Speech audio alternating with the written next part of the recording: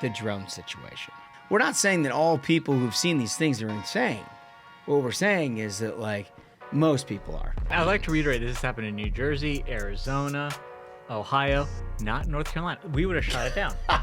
Answers would have already been established. Well, so Holmes, you said there, you know, that there are some crazy things happening. I think the craziest thing is that we're this long into this phenomena and we don't have definitive answers on what it is.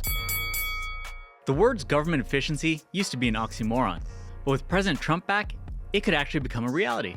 And here's where the Department of Government Efficiency should start, the IRS. Under Biden, Democrats spent billions of taxpayer dollars on new agents to audit taxpayers. And then they went ahead and spent millions more on a longtime Elizabeth Warren pipe dream called Direct File, allowing the IRS to capture even more of your personal information and collect even more of your hard-earned tax dollars without you knowing it. It's the government deciding what you owe before you have the chance to. The Democrats did all of this unilaterally without any input from Congress. But President Trump is back and looking to find ways to save Americans money. The obvious answer is to get rid of this multi-million-dollar direct file program that no one asked for.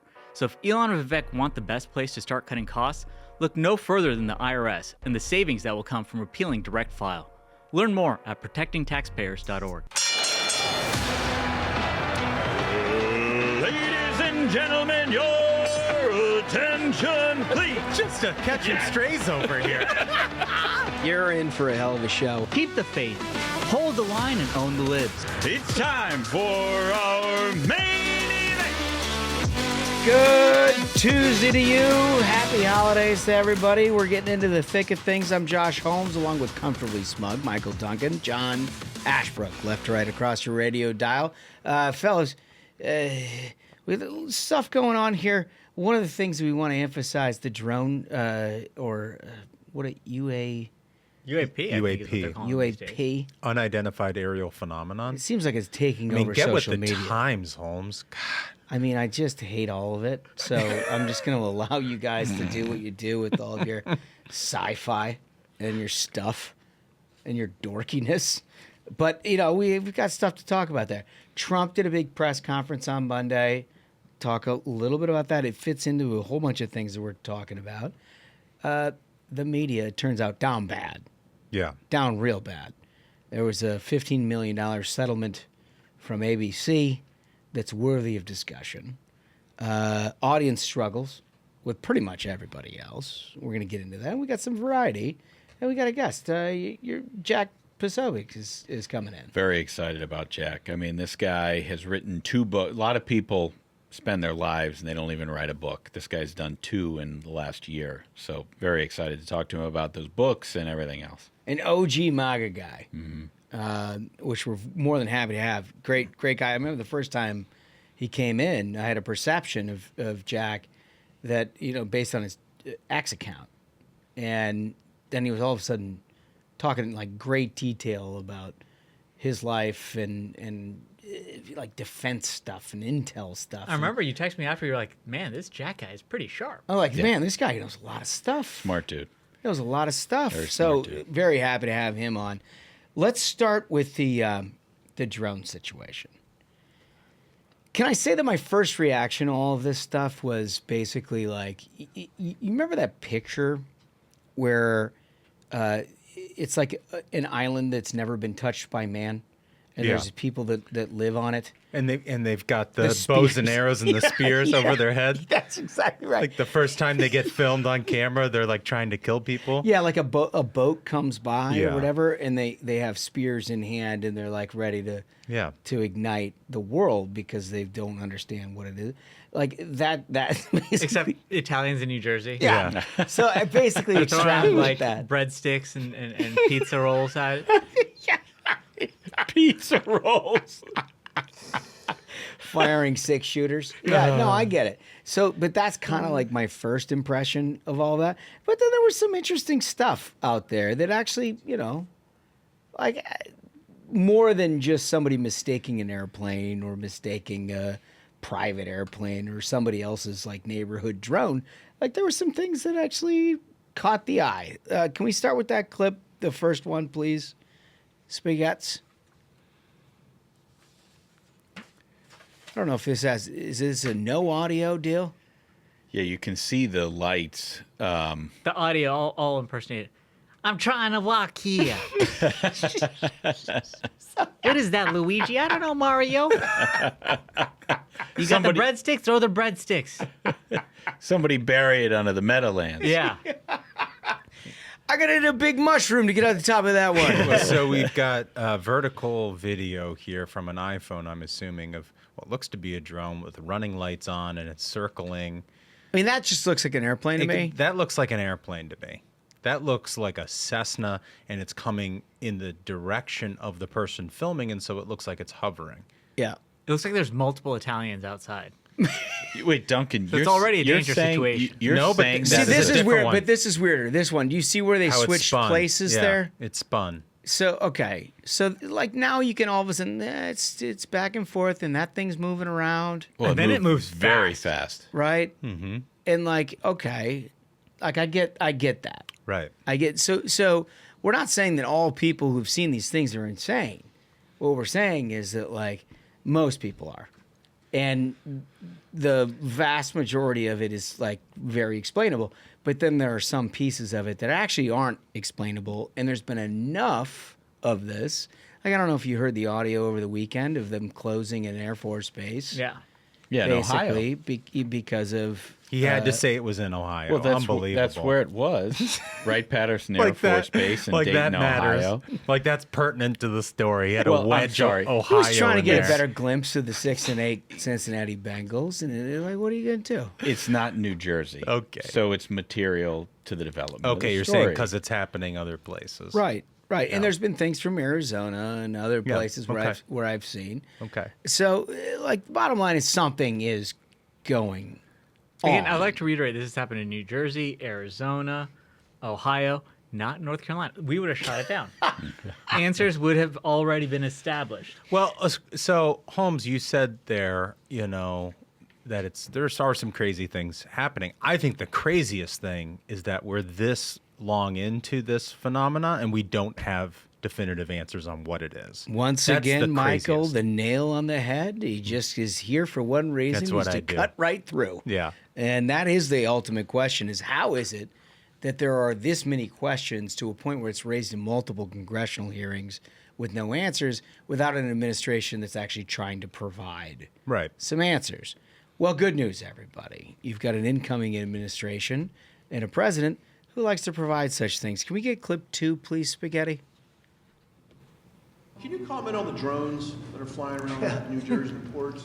It seems like the American people have a big disconnect. The government knows what is happening. Look, our military knows where they took off from. If it's a garage, they can go right into that garage. They know where it came from and where it went. And for some reason, they don't want to comment. And I think they'd be better off saying what it is. Our military knows and our president knows. And for some reason, they want to keep people in suspense. I can't imagine it's the enemy, because if it was the enemy, they'd blast it out. Even if they were late, they'd blast it. Something strange is going on. For some reason, they don't want to tell the people, and they should, because the people are really, they happen to be over Bedminster. you Want to shoot know them the down? truth. They're very close to Bedminster. I think maybe I won't spend the weekend in Bedminster. I've decided to cancel my trip. Have you received an intelligence briefing on the drones? I don't want to comment on that. There you go. Yeah. There you go. That's Look, a president. you just got them locked in here. Yeah. And look, we've gotten to know the best of Trump and the worst of Trump over the last 8 years. Like, when he's being President Trump in this, he's told you everything you need to know. Yeah. And at the end, when he says, I'm not going to get into that, he also told you what you need to know. Yeah, he knows, right? I mean, it's over his place that somebody's going to have to brief him on it, but he's not going to talk to you about it. Right. But they have an idea. And it turns out, look at him. He doesn't look that worried. Right. Doesn't look that concerned about things. Right. Says, we know exactly what's going on here. It's the thing. People are willing to accept that the government has operations underway, that they will not broadcast to our enemies, that they will not broadcast to the voters. People are willing to accept that. They just want some acknowledgement that the government is aware of what's going on and that they're in control in the situation. And that's what President Trump, he just projects that naturally. But like, here's the thing that gets me, and Smug got me interested in your thought on this. This is to be understood. This is what presidents normally do. They're like, don't worry about it. We've got a handle on it. It's not a threat to the public. It's either an operation or something we're keeping a close eye on, but you're in no danger. This is not a national security issue. That's what a normal president would do to try to like suppress. But not only has the Biden administration not done that, so we get like nothing but social media traffic about all of it, you've got the governor of the state where the vast majority of these sightings have been happening, Phil Murphy, who in lawmakers in the state was like, well, maybe we should have a state of emergency. That's how little conversation is happening. It's a governor. I think, one of the things that Americans have come to understand about the Biden administration is the public's always kept in the dark, right? And further, when the public is so concerned, is our president even there mentally? Is he all the way there? Is anyone at the wheel? Is anything going on here? The Biden administration has not done a lot to help have some confidence for the American people on that front. And so in 10 seconds, President Trump's already been far more presidential than Biden has. When he said that if this was the enemy, it'd have been shot down. Because my initial inclination, my worry was, I thought this was Chinese or the Iranians. Well, or we had something. that congressman come in Van say, Drew. Yeah, that said it was Iranian. Which, by the way, let's just say, like I like Van Drew, seems like a good dude. If that is not in fact the case, wowzer. Right. What an error.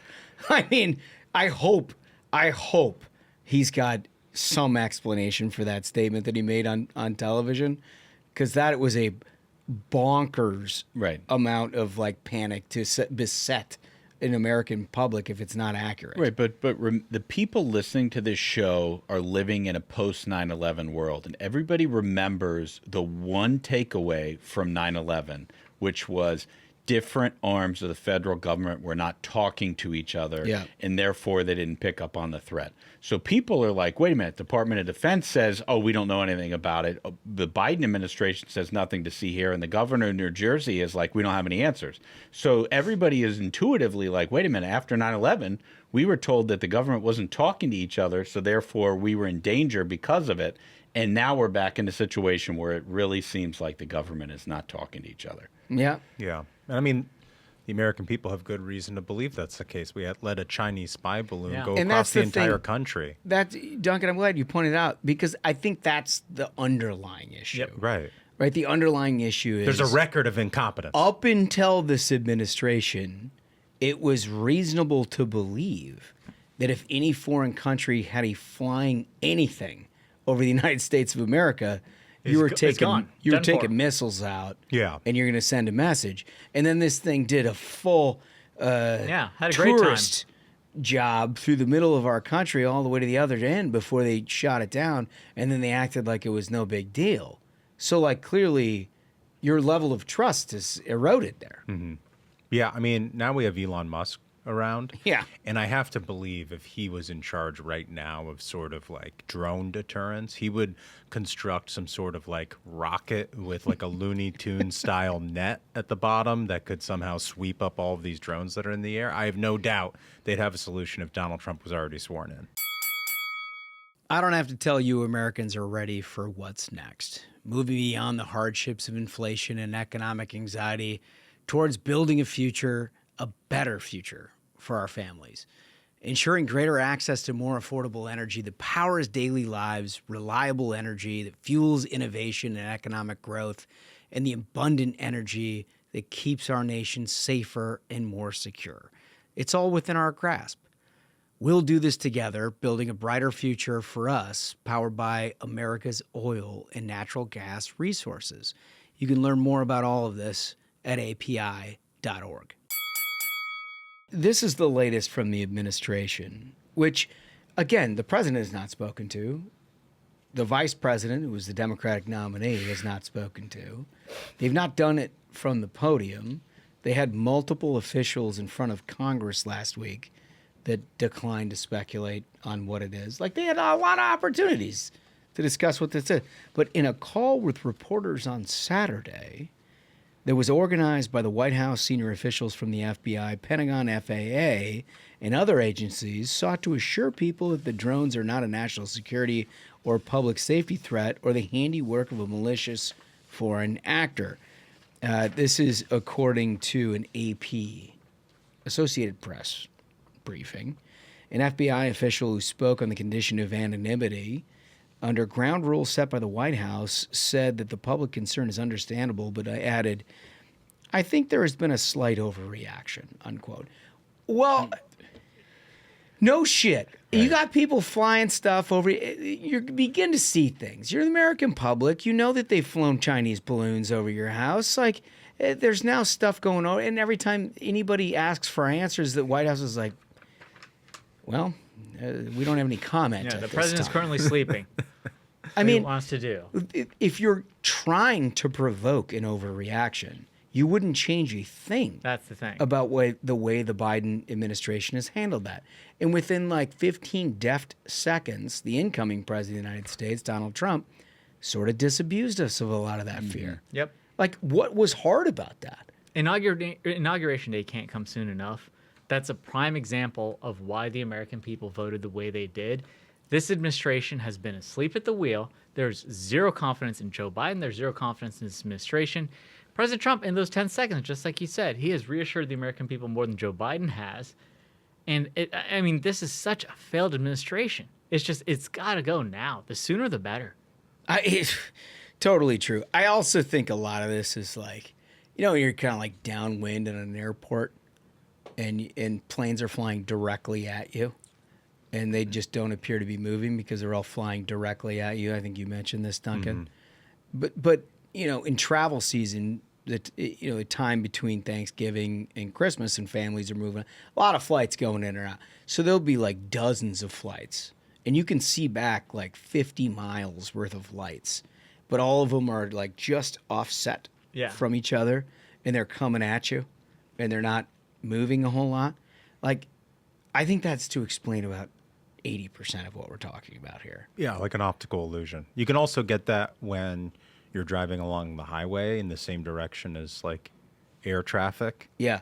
Yeah, right. That you get a parallax effect where it looks like the plane isn't moving. Well, that's because you are also moving in that same direction. But the problem is we currently have a government who's been lying to us for 4 years about the capabilities of the president of the United States. Oh, he's fine. There's nothing to worry about. He's actually going to be the nominee of the party.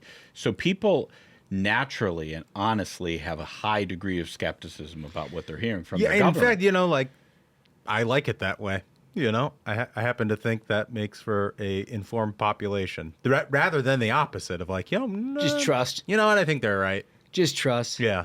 I mean, my whole thing was like 9/11. Yeah. Right. Where I was just like always in the Reagan era, a Reagan kid.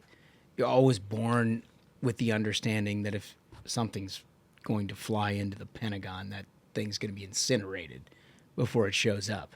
I just figured that was part of what we do here. Yeah. And certainly there's some like secret missile silo that just pops out and just do. Certainly. No, we found out that's not the case. Maybe there is now. Maybe there is when it comes to that situation. But like that was an erosion of trust in and of itself. And so now you've gotten to the point where you just don't know. You just don't know. And then like lie after lie and the COVID stuff compounded all of that. And also like when President Trump was like, our military can track down to the garage if the thing took off out of a garage where it came from. We had some late breaking news from Massachusetts where outside of Logan Airport, there were some guys in a boat that were flying a drone dangerously close to the airport, and 2 of the 3 have been apprehended. One somehow took off. Like, how does he take off? Where does he go? Did he just swim?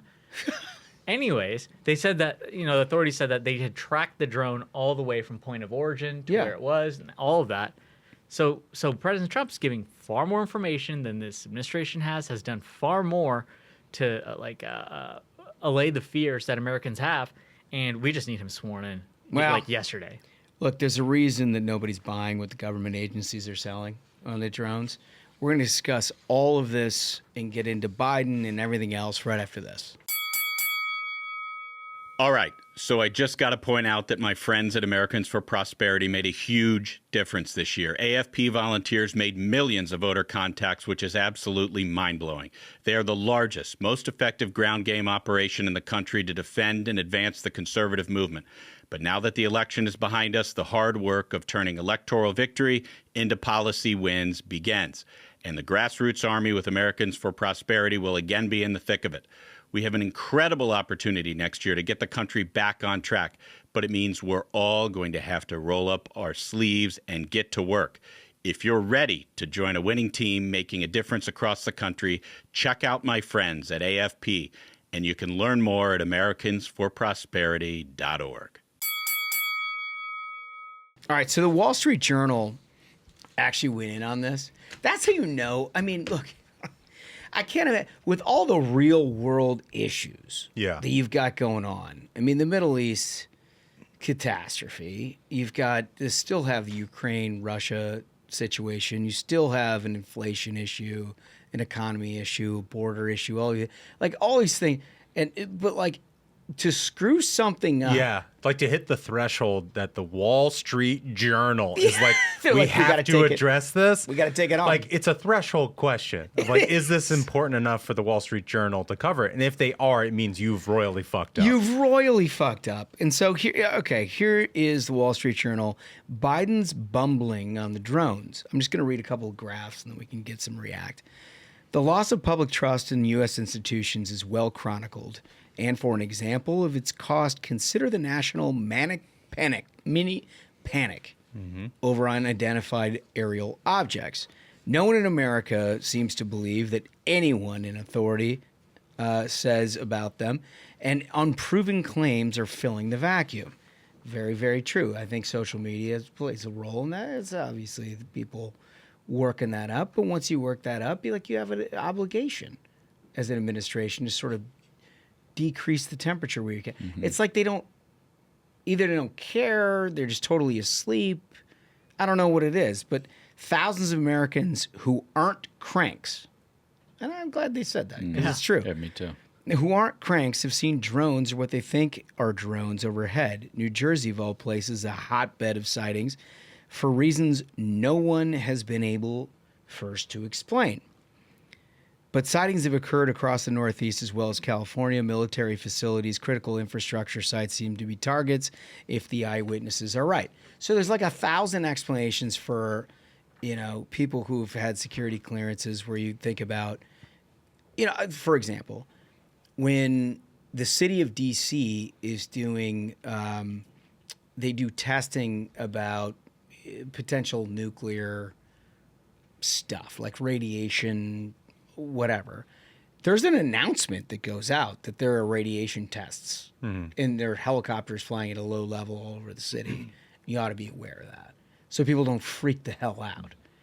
Why is it that, okay, so maybe it's not a radiation test, but it would be foreseeable if that's what it was that they were doing. But it's that level of transparency that people deserve. The biggest problem square one is that there's no federal acknowledgement that this is a federal program. All they have to say is that, yes, this is a federal operation. They don't need to say anything else. I mean, there will be more questions, but at least they could say that this is a federal operation so that it just sort of disabuses people that this is Iranians, this is Chinese, this is some kind of mothership. And they won't say that. If they said that, it would clear up a lot. I mean, it wouldn't be too hard. They just need to be like, okay, we're activating some MK Ultras. This is under control. But they won't do it. And so they expect us to believe that a government who's capable of figuring out which senior citizens were taking a selfie in the Capitol on January 6th and which private citizens had an illegal squirrel as a pet in New York, that all of a sudden they don't know what the drones are. Get out of here. Yeah, if this is a squirrel, it'd be good as dead. Like, the government would have handled it. They'd been like, every squirrel has been killed. Peanut wishes. We have video of it being beheaded. Peanut, don't worry. Peanut wishes he had as much luxury as these drones. He just didn't. And it's sad, frankly. But listen to this. This is where I think it's so fascinating because I have worked, Ashbrook has worked, with and around people who would give a statement like this and think that they satisfied something. And it's a combination of being in government way too long, Right. with a sort of like just lack of compassion and understanding of what the American people are going through at certain times. Like they're like, we know best. We're about to tell you. Let me just read this thing and you guys read. No one in Washington seems to be able to convincingly explain the sightings. A joint statement Thursday, this is of last week, by the FBI and the Department of Homeland Security said, quote, listen to what this fucking statement I is. can't wait. We have no evidence at this time that the reported drone sightings pose a national security or public safety threat or have a foreign nexus. Period. End of quote. No more detail. Wholly unsatisfactory. Okay. So, like, if you have a hard time believing him to begin with, and what you're, I guess the whole purpose, they're like, you need to say something to satisfy public concern about this. And then you say, well, you shouldn't be concerned, essentially. Right? Yeah. That's like, I mean, is that it? Like, that's it. Like, we know that you should know, if you don't, exactly what Donald Trump said, that the government knows everything about where these things took off, where they're landing, what they are, why not say that? Mm-hmm. Why not say it? And like, maybe they could be, well, we don't want to encourage more people to fly drones. Yeah. Maybe we're, trying to stop copycat stuff. Maybe we're doing all kinds of things. Actually, if you just level the American people, chances are they're going to be like, no, I just want to make sure that nobody's going to like attack me from the sky. Right. You could say, like, drone hobbyists, hey, cut this shit out for a little while because you're scaring people. Right. Or you could say, this is Amazon delivering a bunch of packages with their drones, Or you could say, this is part of like we're surveying the land here as part of a program in Department X, whatever it is. Or you could say, I don't know, this is a important government program. We'll provide more specifics when we can.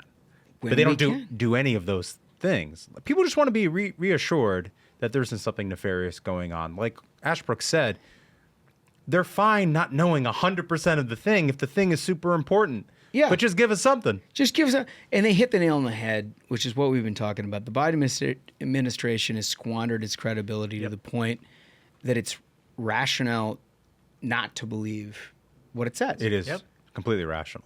I mean, I just don't have any argument for that. No, dude, That's right. It's the boy who cried wolf. It's like nobody in the Democrats who've been in charge for the last 4 years, the media who's been lying on their behalf, none of them have heard the story of the boy who cried wolf. And they lie to people, and they lie to people, and they lie to people. And then they're like, wait, what? What happened? They don't believe us. What are we going to do? We told them it's not real. Yeah. You know what I mean, dude? Like, just level with people. And one of the greatest gifts that this new administration can give us is the truth. Yep.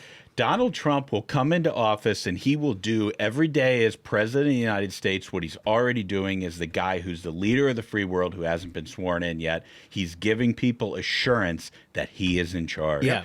That there are things at play that you may not understand, but they are protecting you. We're not going to broadcast to our enemies what it is we're doing on a daily basis. It's the greatest gift.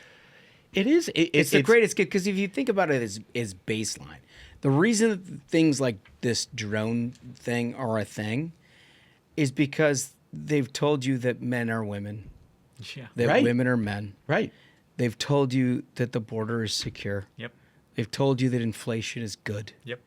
You know what I mean? Right. Like, That's Biden exactly is right, normal. dude. He's just fine. He's going to be the nominee. Like Biden's everything they've fine. said has been a complete lie. right? That like, every single in front of your face fact, they've told you the sky is green. Yep. And you're like, okay, well, I'm not taking their word for it.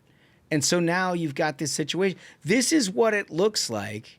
Thank God Donald Trump won this election. Right. This is what it looks like to have a devolving society where people stop paying attention to like stoplights. Mm-hmm. That's right. I mean, we're all in a social compact here, but it goes only as far as to make sure that all of us can understand we play by the same rules and we understand the same stuff. Right. And you have a party in power that's like, no, that dude with a peen is actually a woman. Yeah. I mean, Right. across the board, they've tried to completely make everything backwards. Where, like, thank God, Daniel Penny was found not guilty. They're like, no, not the criminal. The guy who saved everyone is the bad guy. Another it's great just example. they've tried to put all of American society on its head Yeah, with lies. Totally. But I mean, you make a good point. It's like you don't understand that red light identified as green. Yeah, yeah. Therefore, I went through the intersection. Yeah. Like it is. I'll try that. I'm gonna try that with the cop. Well, and then, but then you get all of the democratic institutions around this country that help try to spin it into reality. Yeah. They're like, no, this is the thing. We're all on board. You may be outside your range on this. You're the one that doesn't know what you're talking about. Yeah, all the experts, the medical professionals were like, no, it's actually safe to riot. You can't catch COVID if you're rioting. You can catch it only if you're in church. Yeah. Right, Yeah. dude. That's exactly right. It's a squandered it. recipe for distrust. It really is. So, look, we're hoping to provide some context in that with the late breaking news from the president as he comes in, Donald Trump, to give you some context of what's happening so you're not like freaking out over Twitter and all of it, because we've been wondering too. And we think it's a kind of a big story and you should probably talk about it. But we're wondering for our question of the day, what do you think is going on? What do you think is going on? I mean, a lot of people have been like, oh, well, it's like an alien invasion and they don't want to talk about it. And like, I've heard some pretty good arguments. They're like, man, what was it? Musk made an argument. He was hilarious about all these defense guys, talking to these defense guys. And they're like, do you think that if we thought that aliens were invading the globe, that we wouldn't talk about that? Can you imagine anyone being against plus-ups in defense? Yeah. If they thought we were being invaded by alien powers? Lockheed Martin would be like, it's aliens. We need another $5 trillion. Which I thought was so good. But it's like only Musk can make that argument because he's totally right. And he can talk with all of these people. He But has that's the same. true. He has the same superpower Trump has, is that he can break the fourth wall. Totally. Totally. And I mean, he's done it. I can't wait for what happens with, by the way, when they get into the Doge situation. He's Yeah. like, what's this? Yep. Defend this, please, in public. Yeah. And have like drag some scientists out of NIH and like describe where they're having like homosexual monkeys on cocaine. Yeah. Right. You know what I mean? Like, you don't It's understand. like- This is valuable research. Like, no, we gotta know this. We gotta know this. You stuff. got to understand, this is the only way I get my 10th garage put on my house in Great Falls. Yeah. So anyway, we're gonna get to all that. We want to discuss your comments from last episode, which, by the way, let me just preview. Is the Dems' future filled with Buttigieg or Weiner? Boot or wiener? Yeah, and that was our question. We're gonna get to your comments after this. They're priceless. This holiday season, millions of families across America will rely on credit card rewards to visit their loved ones. So why are D.C. politicians trying to pass a bill that would end credit card rewards, making it more expensive for families to be together? The Durbin-Marshall credit card bill is a big government handout to corporate megastores that makes them more money, but eliminates travel rewards for you. Tell Congress to guard your card, because Americans lose when politicians choose. Learn more at guardyourcard.com. All right, so like and subscribe. That's how you get your comments read here on the Variety Program. Can't thank you all for doing that. We're climbing up the charts, and it's been a fun ride with all of you. We're only just getting started, though, and we always like to start with a voice on the comments. Okay, first comment comes from Christine Clausen, and Christine writes, if carpetbagger boot PETA judge... No clue how to spell your spoonerism of Pete Buttigieg. And we have a very smart audience. So good. Close parenthetical. Let me just start again. If carpetbagger boot PETA judge runs for governor of Michigan, I'm moving to Ohio. Oh, God, boy. don't do that. You did this on purpose. You fellas, look at I can see Giving Lee them laugh. Ohio Wolf is stuff. laughing, Spaghetti's laughing. Yuck. They've done the Ohio thing. There was again. once a war fought between Ohio and Michigan. We'll get into that on a different episode. Christine goes on, we already have the worst governor ever. Love your program. Thank you, Hugh Hewitt, for the recommendation. Oh, very kind. And thank you, Hugh. He said such kind things about the show. He's such a Very good guy. appreciated. Which, by the way, he's moving to afternoons. Nice. He got drive time situation, moving up in the world. Yeah. Big deal. Yeah. He's been a legend forever, but it's really nice to see people recognize Hugh Hewitt's power Yeah. in this current era and how he moves audience and how he has discussions, and he's doing it. Yeah. And Yeah. Really awesome. Just Yeah. great American. All right, comment 2, Dunks. Okay, this one is from Robert Spitalnik. What a fantastic episode. To the question, who has better political instincts than Carlos Danger? Man, I yeah, there forgot it about is. Carlos Danger. Jesus, we left that out entirely. Yeah, Carlos Danger. This was can I stop you for Sure. a minute?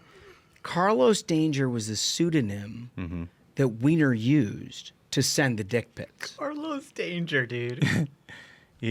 Carlos Danger showed when he told off a kosher baker in Brooklyn in the heat of the race for New York mayor.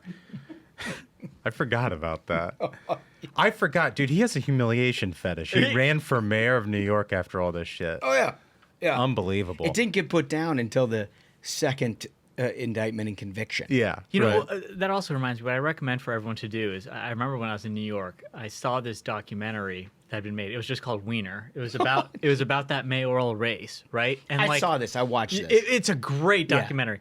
And it goes step by step, because you're seeing it in real time. So he had invited this like documentary crew to film his entire mayoral run, and they're filming all the horrible things that are happening. You're seeing like the reactions in real time. We're seeing his wife like flip out as more shit comes out. That was where we saw the McDonald's thing. Yeah. Yeah. And then near the end of the film, the like documentary guy has a direct camera on Wiener. He's like, "Why did you let me film any of this shit?" Yeah.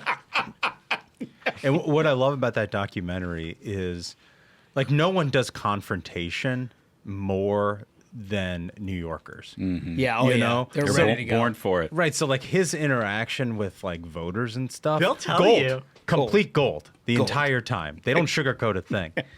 Yeah. So that's a good comment. That's a great comment. All right. Smugglesworth, what do we got for number 3? This comes from Brad Schultz Photography, and they write, "The Buttigieg v. Wiener choice is a hard one. Jesus. Both embody the degradation of American society, which endears them to their base." Wow, that's a good point. I would have to go with Buttigieg because over a number of years, Wiener has left a bad taste in my mouth. Oh my God. Yoy, Brad. That said, for the sake of journalism, which is clearly on the ropes, I'm hoping the future is Wiener. After all, Buttigieg would then be a Wiener supporter, which would create headlines like "Buttigieg hosts Wiener rally." Not only does that write itself, but if Hemingway were alive, he could write that as forward story. Despite my distaste for both of them, I would have to support Buttigieg joining a Wiener cabinet if he was elected. Who could resist writing a headline like "Buttigieg brings experienced hand to Wiener"? Oh, my God. Boy, they really had a field day with that one. You could tell that Spaghetti's had a special hand in selecting these comments because he's just dying over there. Oh, my God. That's good. My favorite part of this is, like, Brad Schultz Photography. Like, he could have used any sort of pseudonym, and he's like, no. No, put my business out there.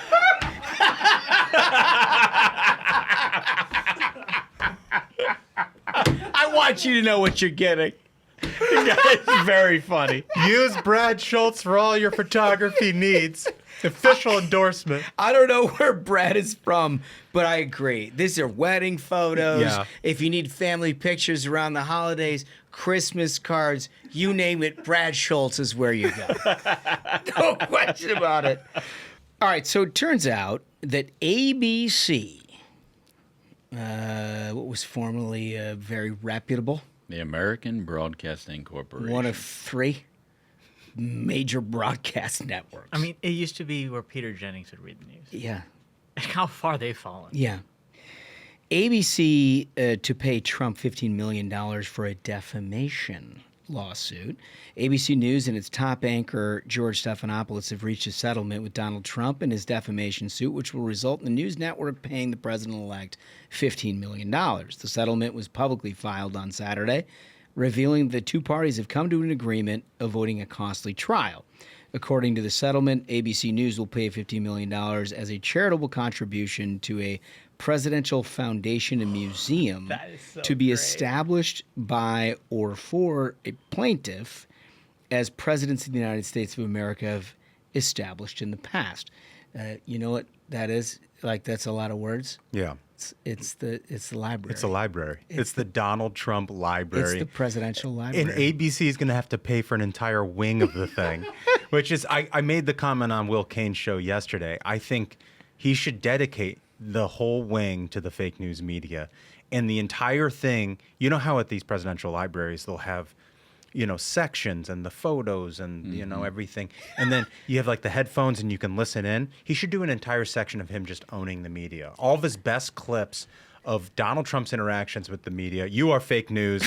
like The fake news wing. The fake news wing. Sponsored by ABC News. Sponsored by ABC News. There can be a segment of it that's just like his interactions with Jim Acosta. Yeah. Right? Totally. And it can be just like a surround sound of stuff. Yeah. But it's like the Stephanopoulos wing. Yeah. In fact, there should be like an immersion experience for you, the attendee of the museum, where you get to step in and hear this cacophony of noise of people shouting questions. Yeah. And like then you hear Donald Trump's booming voice as he just owns some reporter. I mean, I think the entire You should thing. have the headset on where you can be a part of it. You can be a part of it. It's like you're walking to the, into the rose garden and they're peppering you with questions. Yeah. And then you get to be Donald Trump. So I'm hoping that he puts his presidential library like a little bit from Bedminster in New Jersey. So it could be the Donald J. Trump Presidential Library Hotel and Casino. Hell yeah. That he used to have the Trump Taj Mahal in New Jersey. So you could have a one-stop shop. You see where ABC News had to pay for the fake news wing.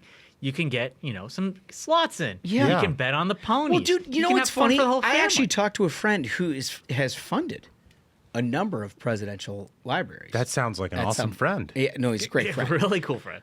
But he was like, the one problem you have with these things is they're affiliated with universities. It's basically like paperwork, whatever.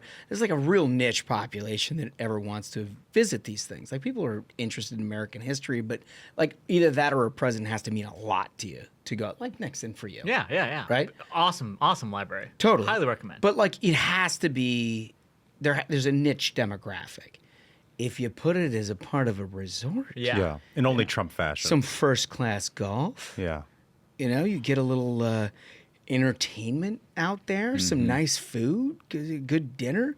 Like you make it a destination resort. I mean, it'd be probably the most visited presidential library if he adds like a hotel, Dude, casino, yeah. a golf course. Honestly, I think it's the only way he does it. He should. If He he's really going to should. do a library, he's going to be like, no, boring, Yeah. golf resort, No boring. casino. You should be able to cook up a parlay bet and then go, stroll through there for 45 minutes. Like a Greg Norman designed course. Like this would Yes. be amazing. But like, once that place is built and established, why would you go to Disney World? Yes, Because seriously. it's a self-selecting audience. You can take your children. Your kids can learn about Donald Trump. They can learn about the history of America. Dad can play a little bit of golf. You can go out to dinner, a nice dinner. Yeah, and then put nice the time. kids to bed. Mom and Dad can go play the casino. Like, this could be an actual all-American resort in the way Disney World has failed. Or be like, so look, cool. look, if Dolly Parton can do Dollywood, Donald Trump can do Trumpland. Yeah, for sure. And Be then- amazing. And 15M down, go like you just get people started, get Yeah. the plans drafted, And for think, sure. think of all the defamation suits he's going to win the next 4 years. Well, so here's the most interesting part, right? So the defamation suit against Stephanopoulos was after he said that Trump was, quote unquote, liable for rape in a civil case during a contentious interview with Nancy Mace. Yeah, this is the E. Jean Carroll lawsuit, and right? he said it a lot of different times. And after playing a clip of Mace discussing being a victim of rape, Stephanopoulos asked her, how do you square your endorsement of Donald Trump with the testimony we just saw? You've endorsed Donald Trump for president. Judges and 2 separate juries have found him liable for rape and for defamation of the victim of that rape. He said it 10 times. 10 times during the course of one interview. What's the name of that kid online who is paid to be pro-Biden? Harry Sisson. Harry Sisson. So a lot of people were replying to him with video clips of him saying the exact same thing repeatedly. And I was like, man, they're going to have to like repo this guy from the Navy SEAL that he now belongs to because, as everyone knows, he's now the concubine from Yeah. the Navy SEAL who killed bin Laden. There's a lot happening. Dude, we can get another wing. Sponsored by TikTok. But here's the thing, like the upshot, like this is all fun, but like the upshot for this is interesting because typically defamation suits in the national media about a national public figure are almost impossible. One, very, very difficult to prove that there's like malice involved, right?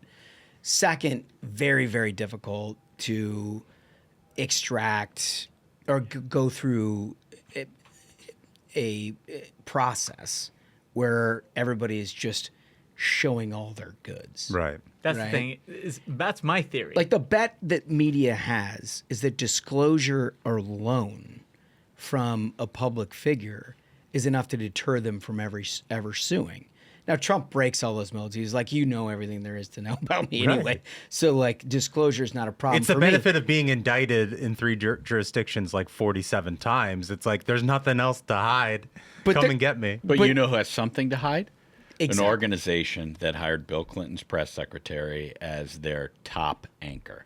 Like the idea that ABC is going to be like, yeah, we paid you $15 million, and now we want to get on the straight and narrow, so therefore Carolyn Levitt will be our next top anchor.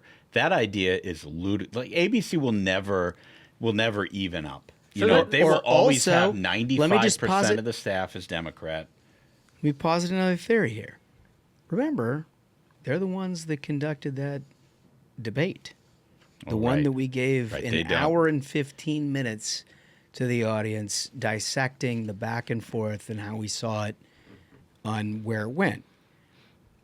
There was a lot of discussion immediately after that debate about whether or not there was a game plan involved in some of that. And we'll never know. And we would never know if not for some disclosure requirements that would happen during a course of a civil trial. That's the thing is, I'm not suggesting that's what it is because I don't know. I'm just saying, like, there have been a number of similarly situated defamation suits that have been immediately thrown out in court. And if you talk to defamation lawyers, I talked to one of them today, they think that, like, if this goes to trial, there's, like, basically no chance that a public figure the likes of Donald Trump is ever going to win a case like this against ABC. So why did they settle it? Well, they didn't want to show something. So that was my thinking, is the discovery process would have been too damaging to ABC, and I think also to George Stephanopoulos, because here's the thing is, on our previous episode, we talked about how Carlos Danger, Anthony Weiner, that investigation, him, was how all of Hillary's emails came to light.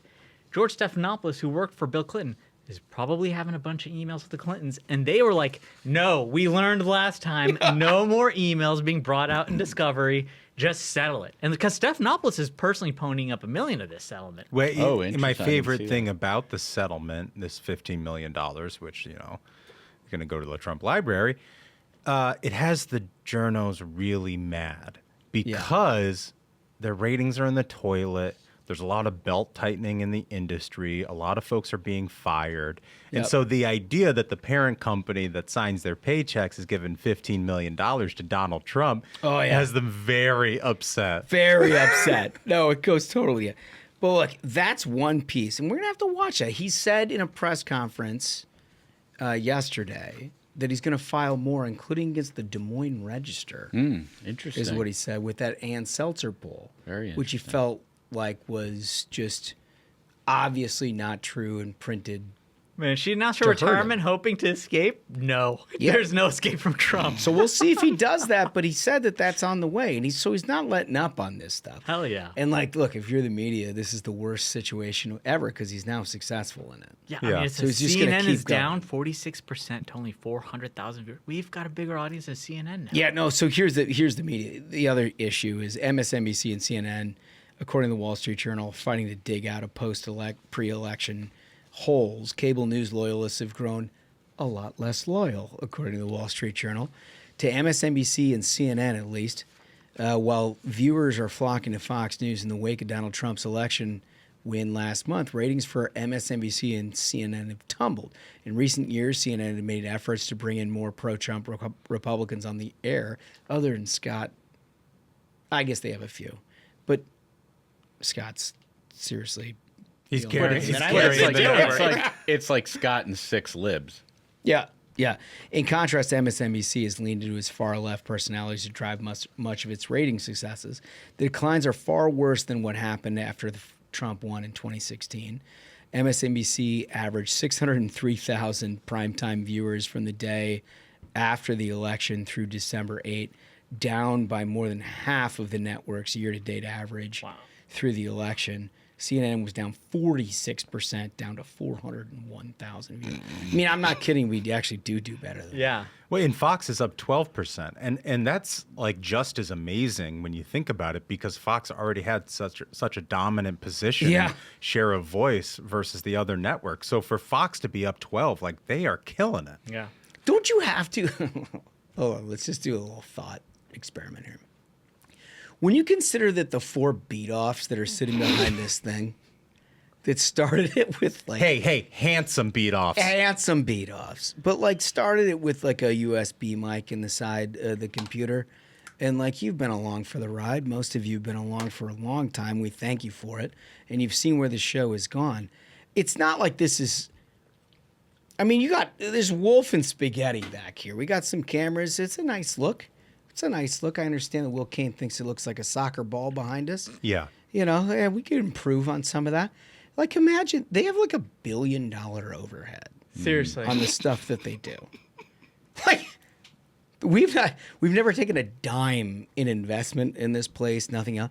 And like the sheer, wouldn't you just have like 4-valve heart attack panic if you thought for a second that the 4 dudes who are plugging microphones in here were getting more, both in demo and just total, than you are as a national cable station? If nothing else, as a publicly traded company, you owe it to your shareholders to do a way better job than lose half your audience because you suck ass. Dude, just think about that. Like the level, what we're talking about with this has gone like without serious discussion.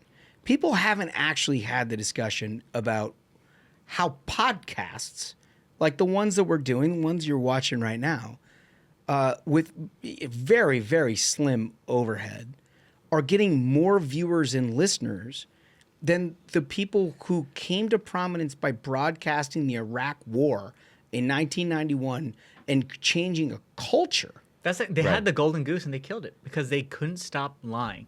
They couldn't stop being ideologues, pushing their point of view on the American people instead of their job, which, like when you said during the Iraq War, Wolf Blitzer used to be a guy staying there while Scuds are flying over his head.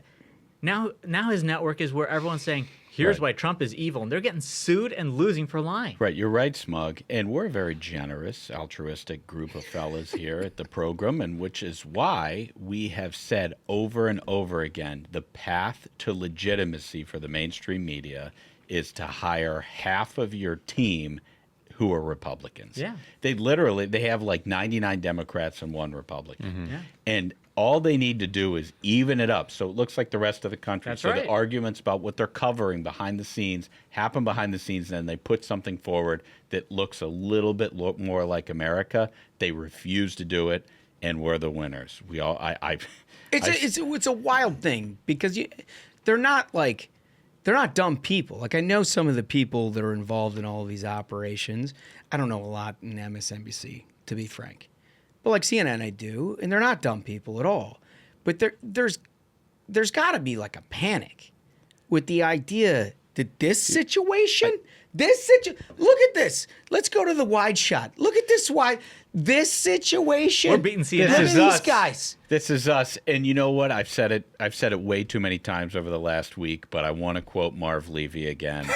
When it is too hard for them, it is just right for us. If you're advertising sports documentaries, just go ahead and direct your addressable content to this guy over here, Ashbrook, because he'll quote it 4 times in 1 week. Yeah. It's a good quote. It's a good quote. It happens to be right. All right, you guys want some variety? Always. So there's animal news. Oh. We haven't had that in a while. It's been a minute. Fugitive dog. This is according to the Associated Press.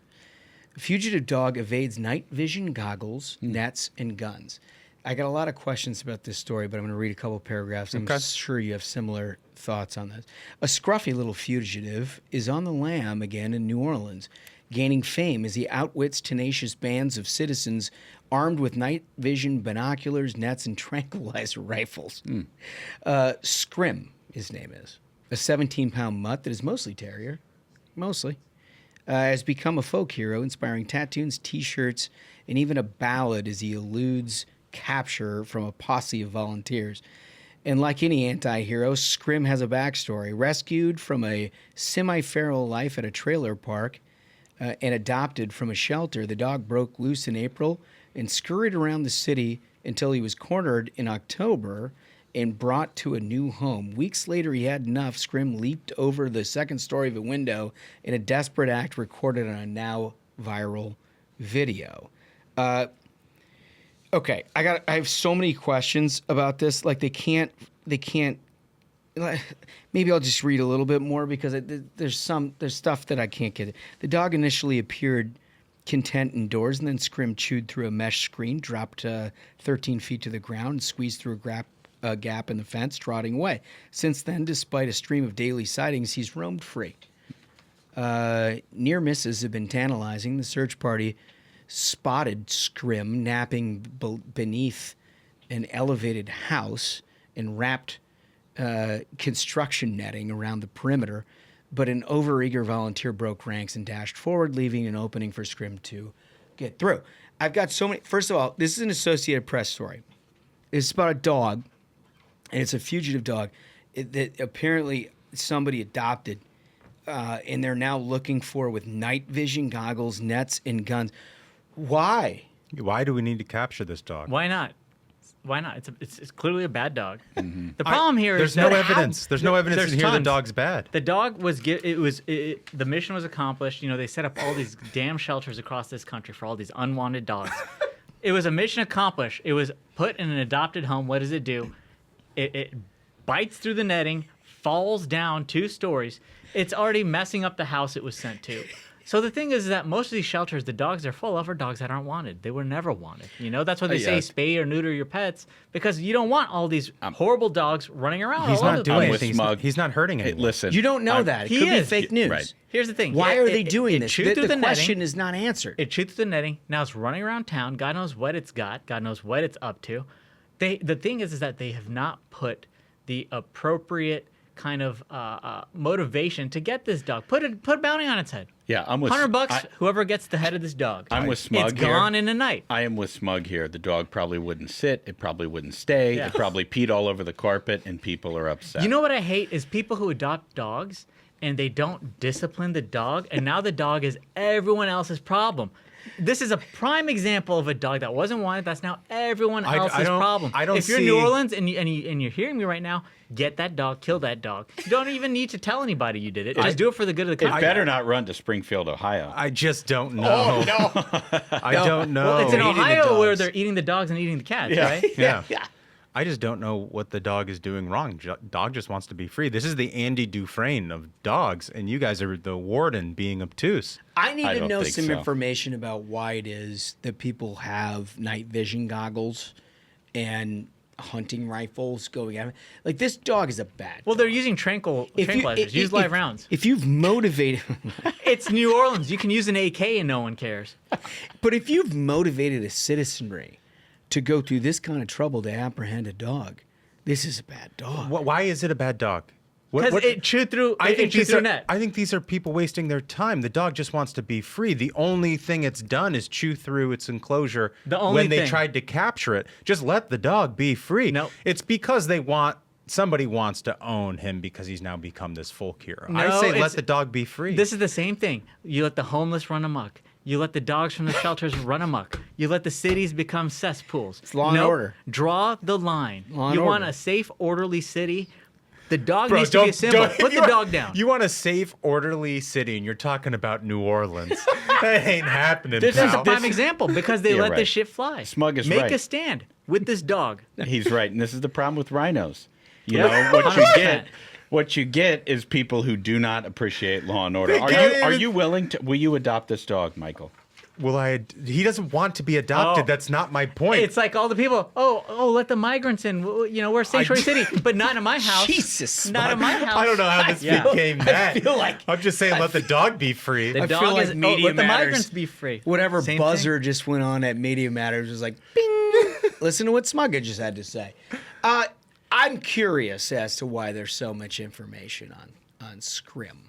Scrim appears to me to be a very bad dog. He's or a bad else dog. You wouldn't have this.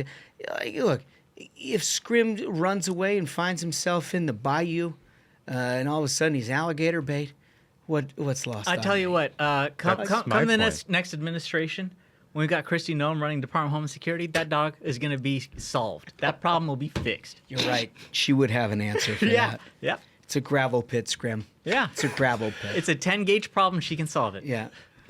That might be the one time you don't want to come or sit or stay. Yeah. Because she's got ideas. Oh, God. All right, so we got a big interview coming up with Jack Posobiec. We'll get to this right now. I want to welcome to the program Jack Posobiec, a great friend of ours and a guy who has written 2 books in the last year. Not a lot of people spend their entire lives and they never write a book. You wrote 2 in the last year, and we're going to get to both of those books as we talk during the show. But I just want to thank you for coming in. No, I appreciate coming here and having me on. And I think I was on remote before, and then I loved the when we were in Milwaukee, we had like our like studio setup was here, and you guys were like across the street, and I was trying to like flick spitballs at you guys and like do the like rubber band stuff while you were on air, and then you guys of course were doing the paper airplanes at us, and so that was pretty cool. We couldn't make it work then, so I had to write another book, and I was like, well, maybe if I write 2, then finally I can get in studio with Ruthless. So here we are. Of course, I've only actually brought one of them with me today because it shows how good of a book salesman I am. Well, you're a very good book salesman. And I want to start with the first book that you published this year. And I remember last year at this time, I listened to a couple of podcasts that you did with a buddy of yours where you talked about the rise of communism in Eastern Europe, particularly Russia and the French Revolution. Highly recommend to anybody listening to this show that they go back and listen to those podcasts because you learn an awful lot about the building blocks that went into how Russia turned communist. Yep. That first book that you wrote, I'd like you to just tell us a little bit so about what you're that. talking about, we typically during the Christmas break, which of course we're coming up on now, that we'll take some time and we call them like evergreen series. And the year before and then last year we did all communism history, and we called it Chronicles of the Revolution, and then the China part was called China Files, and it was all about that, and they performed really well, much better than I expected actually. And I was like, wow, people really care about this communism stuff. You learned something. It's just been, well, people hear about, communism, and typically on the right and conservatives and Republicans, we want to like debate the issue. We want to debate the ideology. But not a lot of people tell the actual just story of how it happened.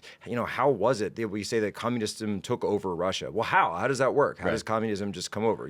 Some guy writes a book in Germany named Karl Marx, and he works with Engels, and then 30, 40 years later, it just takes over Russia? It doesn't make any sense, or I guess, 70 years later. And it actually goes into the specifics of Russia's commitment in the First World War. It gets into the Industrial Revolution, economic disparity. Obviously, you have your serf class, which eventually becomes your peasant class. And then you get into the idea of how the Germans were using the Bolsheviks as a sort of destabilization force because they knew that if Russia stayed in the war, they're like, the Kaiser ain't going to make it. So we got to fund Lenin and his, merry band of freaks, send them back over to Russia like a poison pill, and then blow up the empire, which they did do. Of course, the Kaiser ends up losing anyway because of the Americans. We remember that part. But then the unintended consequences kick in, and that part, as always, kicks in these types of things. And the group that they were hoping would just take out the empire ends up taking over the empire, and they actually do so through the military.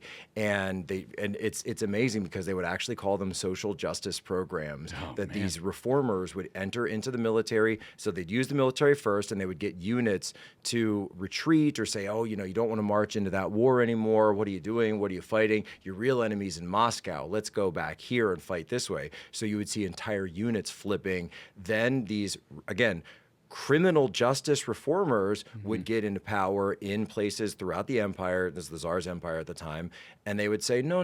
These poor criminals, they're just lashing out at the oppressive economic considerations that they've been placed under, this oppressive yoke of capitalism that they've been placed under, and they didn't mean to, stab and kill that person or rob that people. They were just doing so because of the poor economics. And say, okay, fine. And now, but if I'm found with a pocket knife on me, well, now I'm a domestic terrorist. Now I'm an extremist. Now it's like, well, wait a minute. This guy just killed somebody and he's getting let off. Yet I'm a tax-paying, upstanding citizen, never committed a crime in my life, and suddenly I have to go to jail. Why are you doing this? And we see so much of that stuff happening today. And there's a lot of times where people will say, hey, look, and they joke about Americans not really knowing world history, and it's true. It's just true.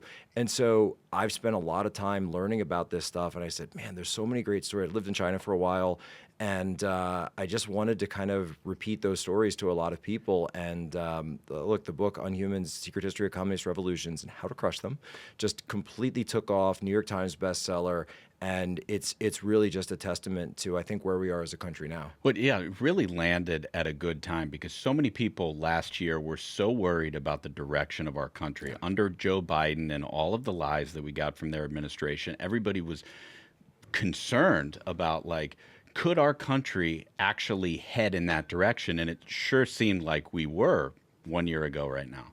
Yeah, and when you think about it, it's wild, but it's also at the same time, I think, in a sense, to me and to a lot of people, it seems like chaos. And when you're in the midst of chaos, you think there's no way forward, and the old arguments aren't working. If I just point to the Constitution like we used to a decade ago and say, well, this is against the Constitution, but suddenly that wasn't working anymore.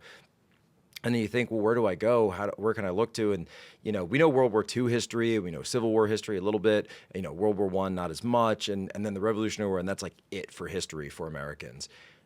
But when we start to look at these communist takeovers, suddenly it's like, wait a minute, there's a lot of parallels here.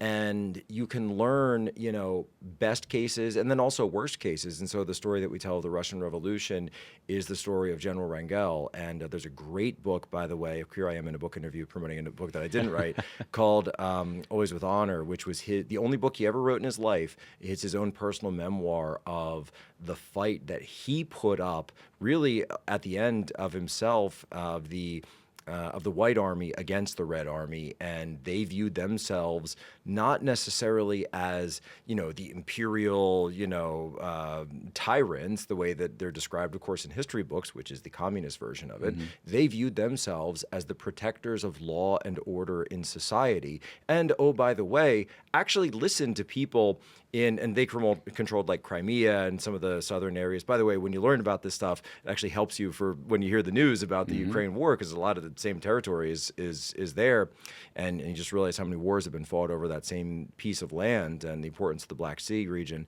And it shows you that he was putting in land reforms, and he was trying to find ways to help people out to deal with some of these disparities that they actually were talking about. And that's one of the biggest pieces that I took from it, was always that, if the people are upset about something in whether it's economic or whatever the grievance is, that doesn't always mean it's a false grievance.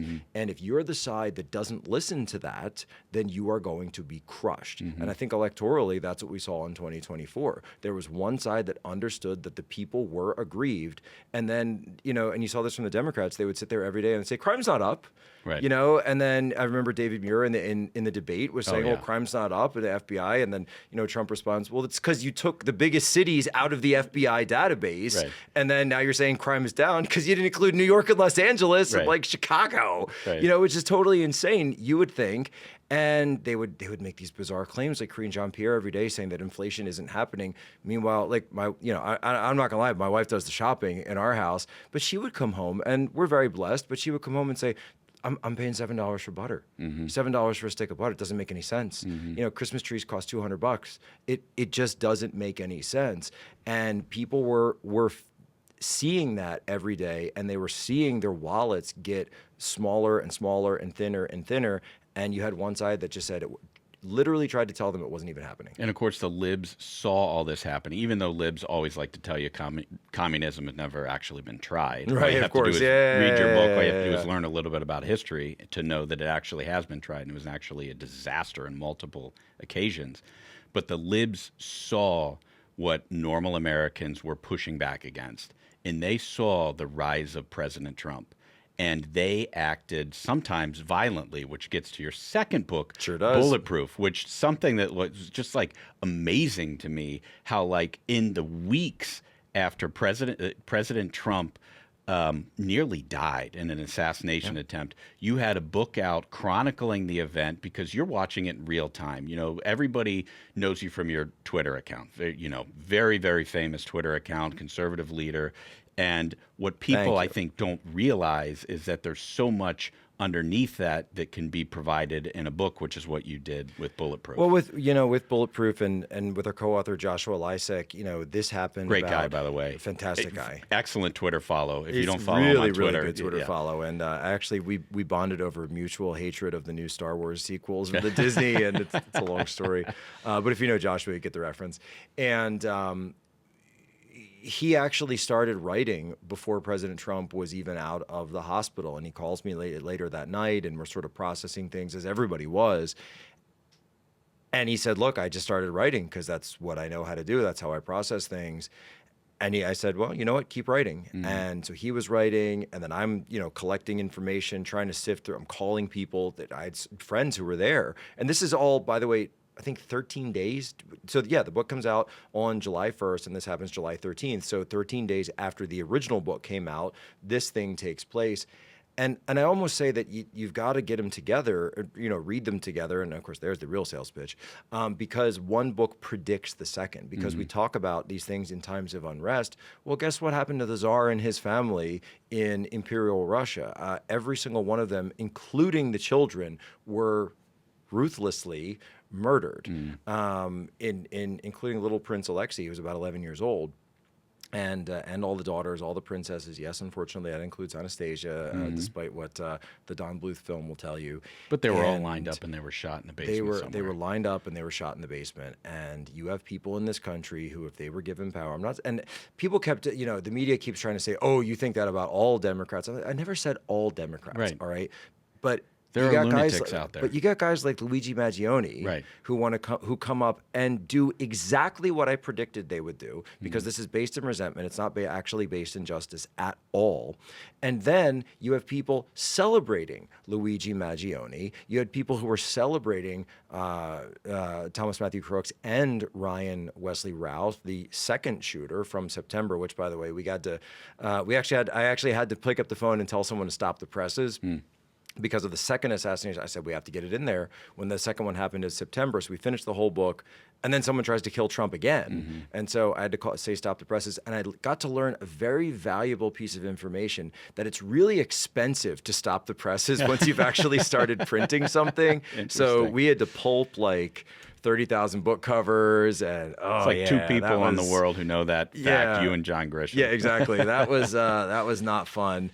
But Skyhorse is our publisher, and the team there was more than willing, and they said, look, we totally understand. And I said, give me like 12 hours. I just want to bang out another chapter on this situation, which even then is ongoing. And so we dug into as much as we could about Thomas Matthew Crooks. We even hired a private investigator because we just simply don't trust what the government's telling us at this point. And you know what's, let me just stop you right there. And I think a lot of people do. It is wild to me that we haven't learned more about him. Right.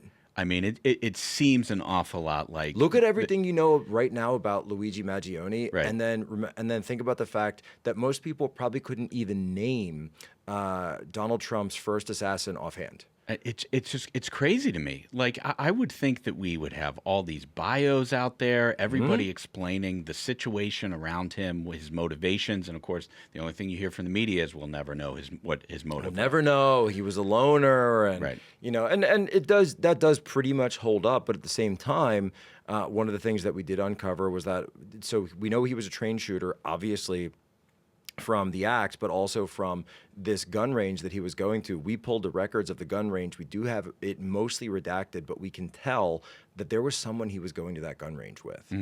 And almost every single time, and you can tell which area of the range they're using, and it's the same handwriting is accompanying him every time to the same range area, to the same settings. That was along with him for every single time, right up, and then there's a break right before the last few months before the shooting. So there were people that were involved. And now, look, I don't know that means that they were involved in the shooting, but there's more to the story. And I'm sitting here thinking, why is it that me and Joshua are the only guys that are actually still asking questions about this? Well, I got to be honest with you. This is another reason why Elon Musk buying X is one of the greatest developments in American history, because the mainstream media isn't asking the questions that you're asking. They're not pursuing the extra chapter in the book to get to the bottom of who's the guy who's going to the shooting range with him. Who are these other people in his life who are actually who knows? Yeah, and by the way, maybe driving him to do it, maybe not driving him to do it, but a lot of unanswered questions.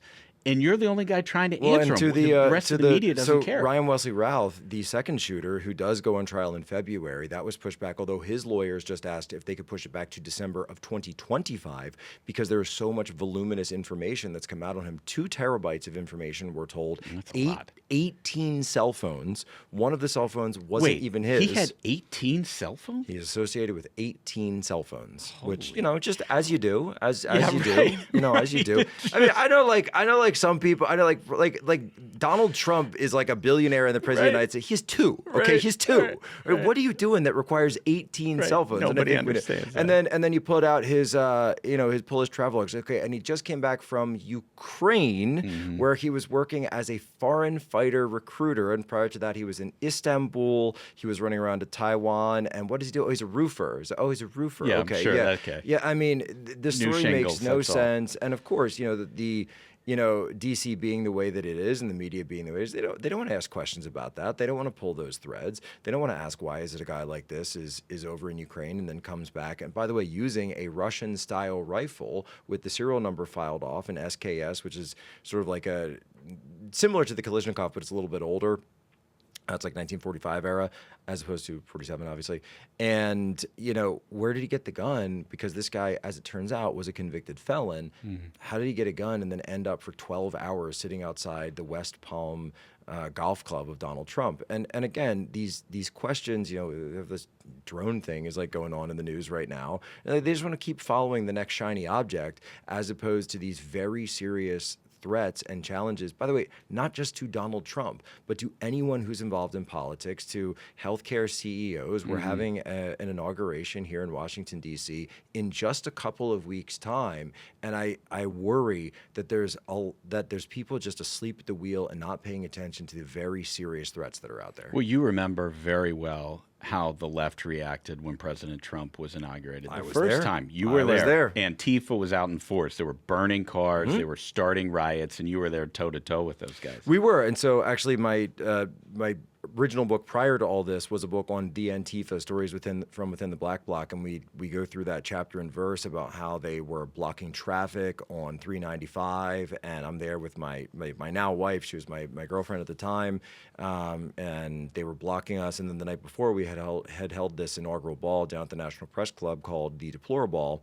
And we had about 500 Antifa who were attacking that, who were burning flags, were throwing whatever they could find. They were throwing at us. Funny enough, the Fox News correspondent who covered that riot was Pete Hegseth. Oh, really? Yeah. So there's videos of Pete down there as well, sort of embedded in all that nonsense that I always think are really funny.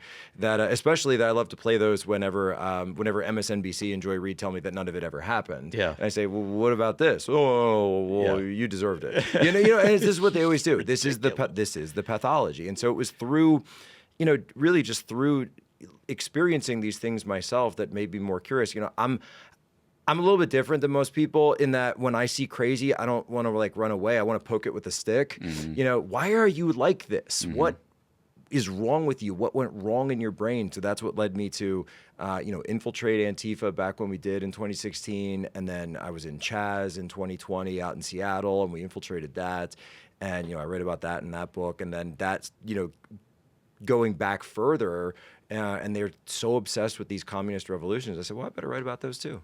But a lot of these Antifa types, they're not necessarily poor people. You get a lot of No, people they're all who Luigi Maggionis. Every Exactly. single one.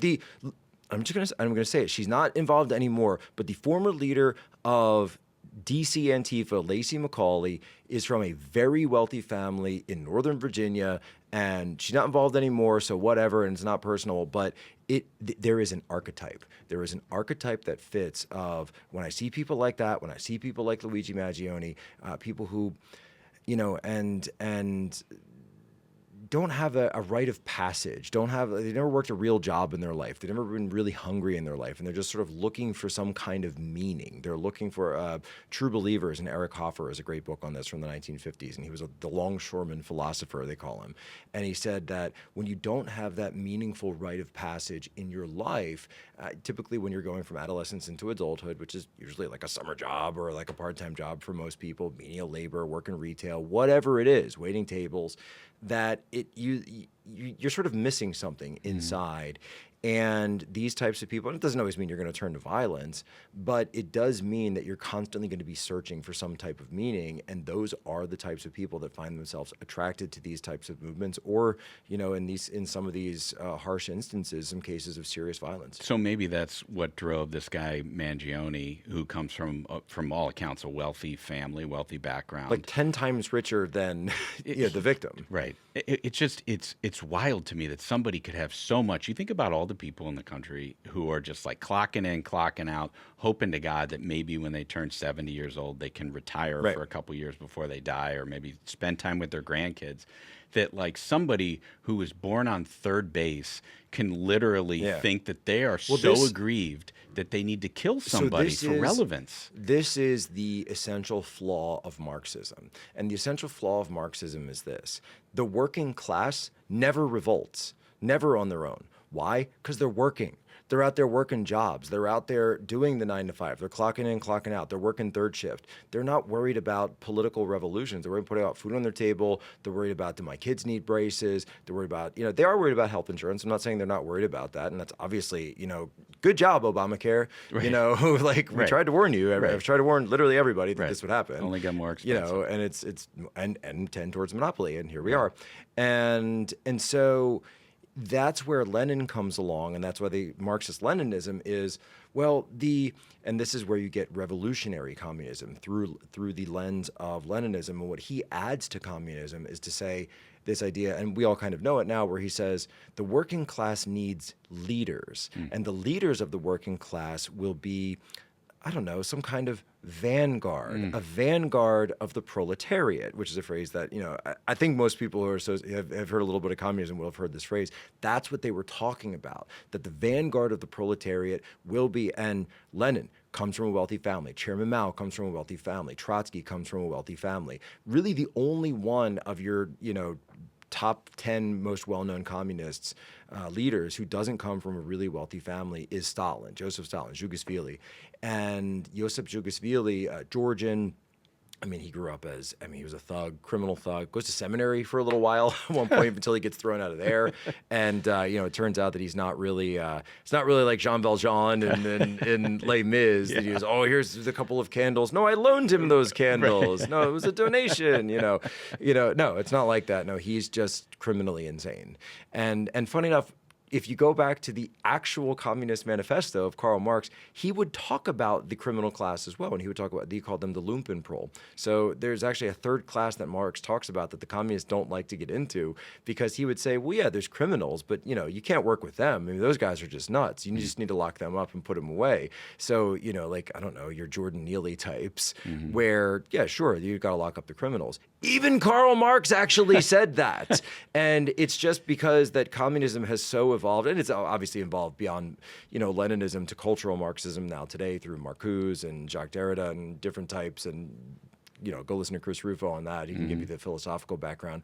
But the point being is that even Karl Marx admitted that there was a criminal class that was completely unusable. This actually later became a huge point of contention with Chairman Mao, because in Maoism, his idea was, no, we're going to mobilize the criminal class. We're actually going to go in and start mobilizing these guys and form the Red Army. And when I was in China, I had a professor at one point who said, he said that there was, and it might be apocryphal, but whatever, is that when Mao was getting his sponsorship from the KGB and the Communist Party of Russia, that they told him, they said, you can't mobilize with these peasants, and he'd been kicked out of Shanghai, and he goes on the Long March, and he's out in the hinterlands of Yan'an, and they say, well, you can't mobilize these peasants, these are a bunch of potatoes, and he says, well, if I have potatoes, then I'm going to eat potatoes, I'm going to use potatoes, and of course, as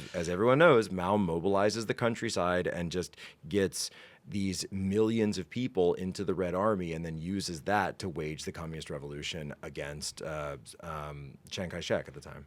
Well, thank God Donald Trump won to stop the American march toward communism. I mean, if he hadn't won, I shudder to think about what this country would be like if Kamala Harris and Tim Walz were in charge. I will say this, though. America does still have a lot of these issues. And so Donald Trump and the coalition, as amazing as they've been, there are huge challenges ahead.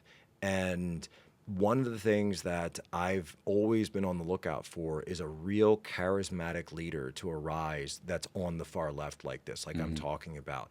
And so Kamala Harris was never it. Right. And AOC, they wanted AOC to be this person, but she's never been it. And especially after she lost her, her writer, by the way, from the early days. So for longtime listeners, you know who I'm talking about. Yeah. And our former chief of staff. And that, and Tim Walz was never this guy, but I do look out for that. I do look out for someone who rises up and says, you know what, Luigi Maggioni was right. And if someone is able to forcefully make that case in a public sense, and you've already seen little glimpses of it. Chris Murphy is paying lip service to this. Yeah. Elizabeth Warren, AOC, they keep bringing this up. I said, really? Would you have said that if you can go down the list of all the people they wouldn't say that for, but suddenly you want to listen to this because there is a real issue on the left that they do want to go in for this kind of revolutionary thinking. And I thank God that J.D. Vance and this new form of a MAGA coalition has come together. Yeah, me too. Are you working on another book? You got anything you want to give us a hint about here? I will tell you this, and I don't know if it's going to become a book or not, but I said, look, we've done the communism thing. That's out there, we have that to our name. So Joshua and I, one of the things that we're working on, and we're going to be releasing it as a Christmas, series this year, is we're going to move away from politics a little bit and go in a slightly different direction. But it's still historic. So this year's Christmas break special series is actually going to be called The Chronicles of the Christians. Oh, interesting. And the focus is all on Christian history. So same idea that we're going to tell the stories. Rise of Christianity. Was Constantine really forcing everyone to be Christian? The Crusades, was that really colonialism? And get into Notre Dame. Why build that thing 1,000 years ago the way that we did? And so we're really excited to go into Christian history through using the same type of storytelling. When does that stuff drop? So that'll come out right after Christmas. Okay, good. Everybody should listen to that. I'm going to be listening to that. Thank you. And Jack, I can't. You're into it. You're into it. He's into it. I like history. It's very interesting. You need to know your history. You're doomed to repeat it. So, but it's the way you learn it, though, too. If I sit there and I say, well, the first stone of Notre Dame was laid on 1136, you're already zoned out. Right. And that's the way they teach it. It's why was Notre Dame built, right? Why? Right. Why do people care? Why build something like that? If you tell the story, that's what gets people interested. And I think that we do need to start telling history in a more interesting way. Yeah, well, you couldn't be more right. And I couldn't thank you enough for coming on today, Jack. Really appreciate it, dude. Take care. Merry Christmas, man. Yeah, same to you. Great interview. Yeah. Great interview. Yeah, and I mean, like we said earlier in the show, some people spend their entire lives and don't write a book. The guy's written 2 in the last year. Obviously has a lot to say about conservative vision for our country, and very happy to have him. Yeah, it's very cool. It's also very cool to see a whole bunch of different parts of the conservative coalition coming together here for a common cause. Yep. And we've always tried to be that. We've referred to ourselves a little bit like the band, the 1970s band, where it's like you go play a little set with everybody, and everybody can come on and sing their songs and enjoy, and we're all friends, and we hope to lift everybody's boat as a process. I think it's a good example of that. 100%. And Jack's been incredibly a good friend when I didn't imagine, when we started in different areas of politics, and he just started sort of during the Trump era where we would have an understanding. And it's interesting. The more you get to know each other. On that score, I will say another one of those people that fits that exact piece of that is Alex Bruschwitz. Yeah. And we saw what happened. If you haven't seen, he was a spokesperson, a huge part of Donald Trump's campaign, and a good friend of ours. Great guy. Who was given a speech in New York for a young Republicans organization and had a medical event. And it's terrible. And to see your friend doing that is awful. We don't know the extent of it or what's going on. It could be, nothing. It could be serious. We don't have a lot of information, but praying for his recovery. Yeah. Obviously, he's a very good guy, important part of this movement, and just for him and his family, thinking about him. Yeah, they're in our thoughts. For sure. With all that, fellas, I think we might have done it. I think so. Absolute banger of an episode. Gentlemen, remember, minions, like and subscribe to make sure you keep getting this wonderful content. And thank you so much, Jack Posobiec, for being on today's show. So, until next time, minions, keep the faith, hold the line, and own the libs. We'll see you on Thursday. Stay ruthless.